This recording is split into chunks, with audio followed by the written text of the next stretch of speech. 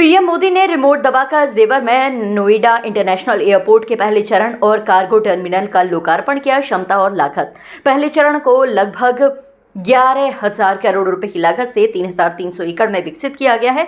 इसकी सालाना क्षमता 3 करोड़ यात्रियों को संभालने की होगी। विशेष सुविधा: इस एयरपोर्ट को इस तरह से डिजाइन किया गया है कि प्रवेश करने के बाद यात्री 20 मिनट से भी कम समय में बोर्डिंग प्रक्रिया पूरी कर सकेंगे।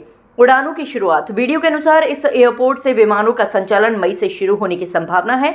ये एयरपोर्ट दिल्ली के आईजीआई एयरपोर्ट पर हवाई यातायात के दबाव को कम करने में बड़ी भूमिका निभाएगा और इसे उत्तर प्रदेश की प्रगति का गेटवे माना जा रहा है। भविष्य की योजना: पूरा एयरपोर्ट लगभग 52 वर्ग किलोमीटर में फैला होगा।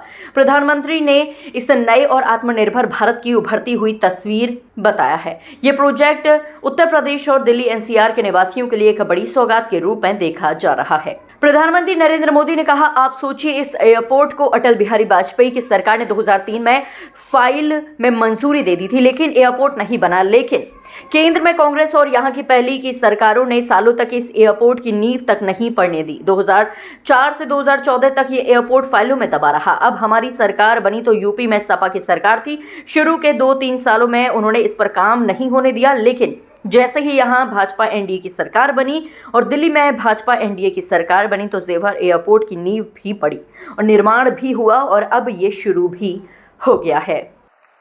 आप सभी देख रहे हैं कि आज पूरा विश्व कितना चिंतित है। पश्चिम एशिया में 1 महीने से युद्ध चल रहा है। युद्ध की वजह से कई सारे देशों में खाने पीने के सामान, पेट्रोल, डीजल, गैस, खाद, ऐसी कई जरूरी चीजों का चारों तरफ संकट पैदा हो गया है। हर देश इस संकट का सामना करने के लिए कुछ न कुछ कोशिश कर रहा है, प्रयास कर रहा है। और हमारा भारत भी इस संकट का पूरी शक्ति से मुकाबला कर रहा है। देशवासियों की ताकत के भरोसे कर रहा है। भारत तो बहुत बड़ी मात्रा में कच्चा तेल और गैस, ये जहां युद्ध चल रहा है ना, इस युद्ध से प्रभावित इलाके से मंगाता है।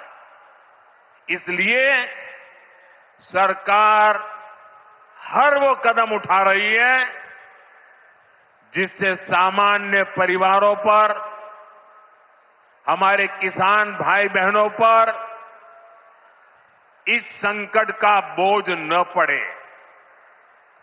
साथियों, संकट के इस समय में भी भारत ने अपने तेज विकास को निरंतर जारी रखा है। मैं सिर्फ पश्चिमी उत्तर प्रदेश की ही बात करूं तो पिछले कुछ सप्ताह में ही ये चौथा बड़ा प्रोजेक्ट है जिसका शिलान्यास या लोकार्पण हुआ है। इन कुछ ही सप्ताह में, इस दौरान नोएडा में बहुत बड़ी सेमी कंडक्टर फैक्ट्री का शिलान्यास हुआ। इसी कालखंड में देश की पहली दिल्ली मेरठ नमो भारत ट्रेन ने गति पकड़ी। इसी कालखंड में मेरठ मेट्रो का विस्तार किया गया और इतने कम समय में आज नोएडा इंटरनेशनल एयरपोर्ट का आप सबके हाथों से उद्घाटन भी हो गया। साथियों, ये सारे प्रोजेक्ट्स यूपी के विकास के लिए डबल इंजन सरकार के प्रयासों का शानदार उदाहरण है।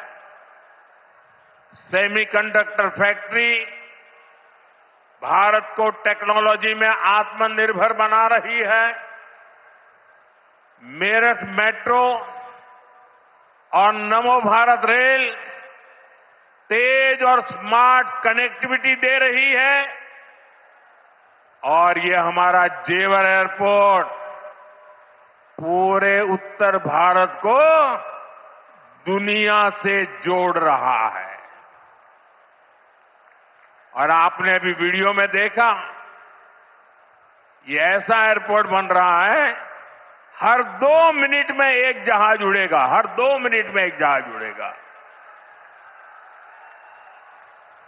पहले सपा वालों ने नोएडा को अपनी लूट का एटीएम बना लिया था,